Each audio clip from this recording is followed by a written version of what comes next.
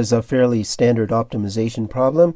We start with a 4-foot by 5-foot rectangular sheet of cardboard. We want to use this to build a box by cutting a square the same size out of each of the 4 corners. What's left? You have 4 flaps on the sides that fold up to make a box with an open top. The question is, how do you maximize the volume of this resulting box?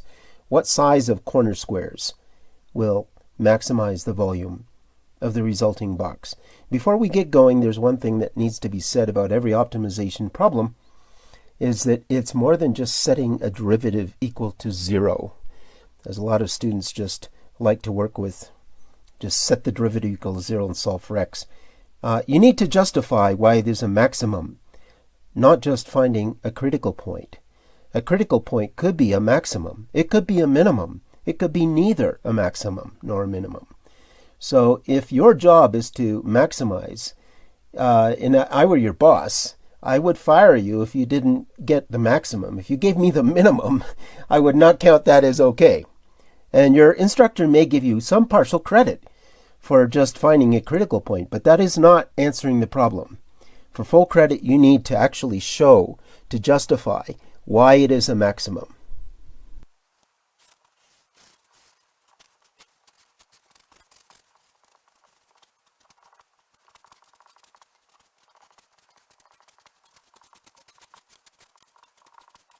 So we cut out corners from our sheet of cardboard, x by x squares, 1 in each corner, and then we fold up the 4 sides as flaps, and that makes an open box, a box with an open top. The volume is length times width times height, and it's easier to expand it out for the purpose of taking a derivative. Now I'm going to notice right away that x has to be between 0 and 2.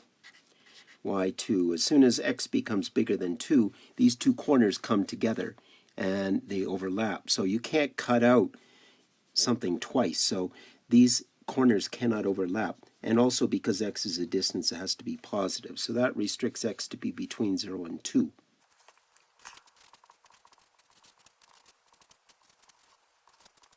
Now the derivative doesn't factor nicely, but it's a quadratic, so you can find the roots of that. And I'll write them down. The roots are the critical points. That's where the derivative is 0. Now, as soon as you look at the value of this, you find that it's outside our interval. So this you cannot accept. It's an extraneous root. It doesn't make sense physically, so you ignore it, cross it off. This is our only critical point. There's just one critical point.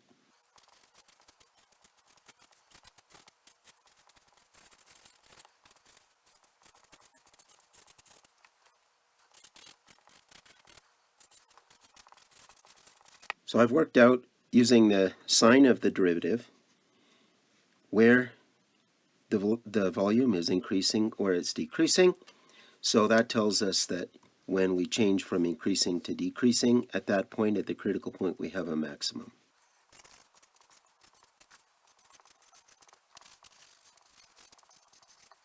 So I work out the point where we have a maximum volume. It's to 3 decimal places. That's what it looks like. I'm just going to go ahead and substitute that back into the formula for volume, and I'll get the maximum volume.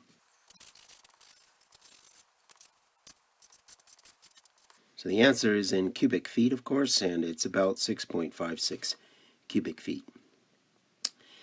Now it's also possible to replace this open interval by a closed interval and say, well, okay, so at the endpoints at 0 and 2, the endpoints of that interval, the volume goes to 0. And the advantage of doing it that way is that you have a continuous function on a closed interval, and then you don't have to worry about the sign of the derivative. All you have to say is, I'm going to evaluate the volume at the endpoints, 0, 0, and then at the critical point. And from there you get, this is the point where there's an absolute maximum. And it even gets a little shorter when you do it that way.